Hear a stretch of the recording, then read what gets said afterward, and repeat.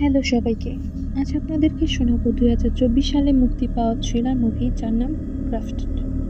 তো গল্পের শুরুতে আমরা দেখতে পাবো ওয়ের নামে একজন মেধাবী চীনা ছাত্রীকে, যিনি নিউজিল্যান্ডের একটি স্বনামধন্য বিশ্ববিদ্যালয়ে মেডিকেল রিসার্চের জন্য স্কলারশিপ অর্জন করেছেন। কিন্তু তিনি শুধুমাত্র একজন সাধারণ শিক্ষার্থী নন, তার মুখে একটি রহস্যময় জন্মচিহ্ন রয়েছে, যা তিনি তার বাবা থেকে পেয়েছেন। ওয়ের বাবা ছিলেন একজন প্রতিভাবান বিজ্ঞানী, যিনি জেনেটিক মিউটেশন এবং স্কিন গ্রাফটিংয়ের গবেষণা করেছিলেন।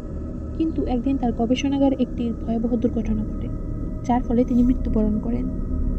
ওই তার বাবার মৃত্যুর জন্য নিজেকে দায়ী মনে করতেন। তার বিশ্বাস, যদি তার বাবা গবেষণা সম্পন্ন করতে পারতেন তাহলে তিনি এই জন্মচিহ্ন থেকে মুক্তি পেতে পারতেন। এই কারণে তিনি নিউজিল্যান্ডে গিয়ে নিজের বাবার অসমাপ্ত গবেষণা সম্পন্ন করার সিদ্ধান্ত নেন। নিউজিল্যান্ডে পৌঁছেই ওয়ে তার খালা নিং এবং কাজিন অ্যাঞ্জেলার সাথে থাকতে শুরু করেন। কিন্তু অ্যাঞ্জেলা একেবারেই ভিন্ন প্রকৃতির মেয়ে। সে পশ্চিমা সংস্কৃতির মধ্যে মিশে যেতে চায় এবং চীনা সংস্কৃতির সাথে তার কোনো সম্পর্ক রাখতে চায় না।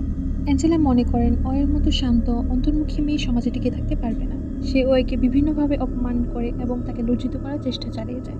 বিশ্ববিদ্যালয়ে ওয়ে তার বাবা গবেষণা নিয়ে কাজ শুরু করেন। তার তত্ত্বাবধায়ক প্রফেসর পল তাকে উৎসাহ দেন, কিন্তু একই সঙ্গে সতর্ক করেন যে এই গবেষণা অত্যন্ত বিপজ্জনক হতে পারে। কিছুদিন পর ওই এমন এক জিনগত চিকিৎসা পদ্ধতি আবিষ্কার করেন যা তার জন্মচিহ্ন পূর্ণাঙ্গত্বকে পরিবর্তন করতে পারে।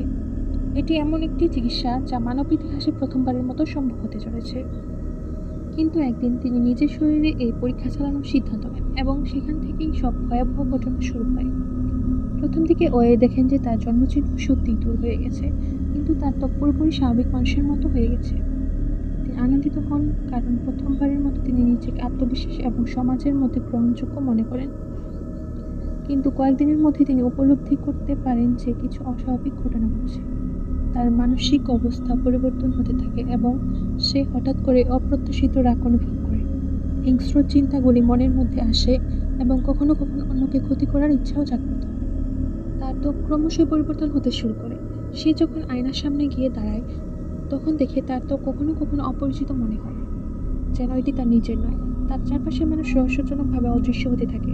প্রথমে এক সহপাঠী, তারপর এক রুমমেট এবং অবশেষে অ্যাঞ্জেলার এক বন্ধুও নিখোঁজ হয়ে যায়।